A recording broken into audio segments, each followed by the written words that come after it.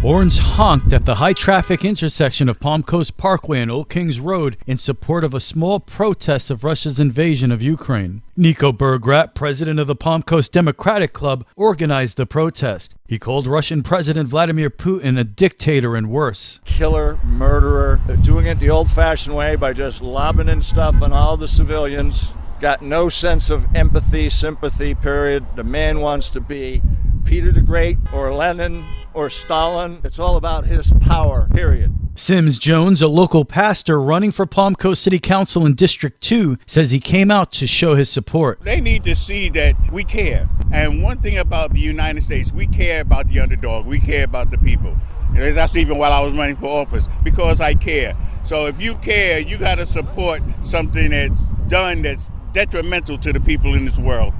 And what's happening in Ukraine is definitely wrong. Other local residents came out for similar reasons. They're murdering children and women and people who have nothing to do with this war. People of Palm Coast, until this happened, really had very little idea where Ukraine even was and what Russia and Putin were doing.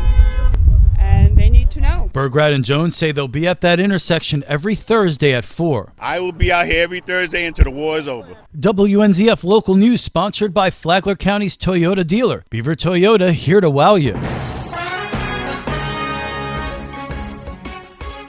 Palm Coast firefighters make quick work of a semi-truck fire that also involved a school bus. Lieutenant Patrick Giuliano says it happened early Wednesday on I-95 northbound at mile marker 289. When the crews arrived on scene, they actually found fire coming from the rear axle of a semi-tractor trailer that was actually hauling the school bus. The vehicle that was hauling the trailer and bus was actually able to separate from the trailer, so the vehicle wasn't involved, and it was actually the brake line area, the rear axle, that caught on fire there. So fire was contained to the axle and no other damage anywhere else. Other first responders were called to assist firefighters. Flagler County Sheriff's Office and FHP always arrived to help with traffic control. So we had our fire engines, Engine 21 and Engine 22, and Flagler County Fire Rescue 21 was there as well. Giuliano says there was nobody aboard the bus and no injuries were reported. For Flagler's Morning News, I'm Rich Petchke.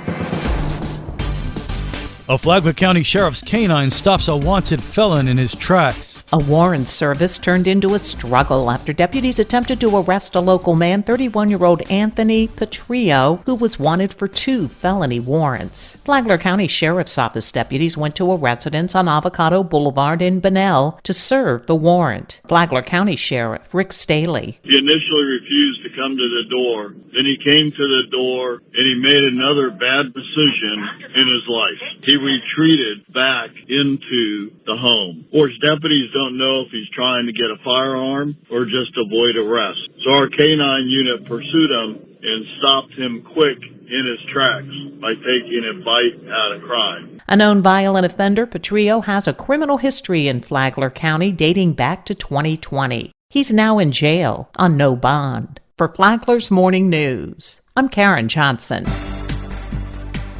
Do we have the infrastructure in place? How do we keep the character of our community? How do we keep our natural resources? Those are the questions Flagler County Commissioner Andy Dance says residents are asking as Flagler sees rapid growth. All those things that make Flagler County great, that make it what it is today, nobody wants to see those things disappear. They don't want to become the places they left. And that's why everybody's moving here, because it's not what it was where they left, and we have to make sure that it doesn't turn into that. Dance says both the comprehensive plan and land development code need updating to ensure efficiency and environmental protection. You just take community input and you try to work a best solution possible for maintaining the character of the site and still giving property owners the rights that they have to do what they can with the property that's allowable. You have to take into account wetland systems or bodies of water that are protected.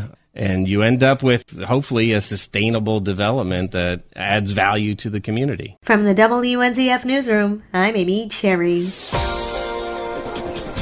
How many calls does the Palm Coast Fire Department respond to in a year? Fire Chief Jerry Forte said 13,000. He said not all of them are fire calls, though. And when you start talking about calls for service and how many people are going on these calls and how much time these folks are spending, we're running 2,000 calls a month. Forte said that city firefighters are great at getting to calls quickly, but so are county firefighters. If Station 25 goes out on a call and then another call comes in the same zone, we have to pull Station 92 from the county or Station 21 out of their zone to go to the call, which elongates the response time, which instead of being under 7 minutes, now we're looking at a 10-minute response time. Forte said that's why there are 2 more fire stations coming online in Palm Coast. You can listen to Common Ground on WNZF on Sunday mornings at 10 or anytime on the Flagler radio app. From the WNZF newsroom, I'm Deb Albertson. The weekend is here. Stacy with Fun for Augie Kids is going to tell us about family fun happening right here in Flagler County. Today, the city of Palm Coast is hosting their Teddy Bear Picnic and Play event. This is an interactive program where toddlers ages 2 to 5 years old are invited to bring their favorite stuffed animal to playfully themed outings that include the occasional snack, story, game, or crafts. Join a park ranger at Washington Oaks Gardens State Park today for the first Friday garden walk. Learn about the history of Washington Oaks while exploring the formal gardens. Tonight, join the fun at the First Friday in Flagler Beach. There will be live music on stage, a dance floor which is flanked by food vendors, arts and crafts, and more. The Santa Maria del Mar Mission Possible 5K run and walk will be taking place on Flagler Beach Saturday morning. This race will be benefiting the Santa Maria del Mar Youth Group and is open to all ages. To find out more about these events and others, please visit us on our website at fun4augiekids.com. Have a great weekend. And now you're up to date on Flagler's Morning News. I'm Rich Carroll.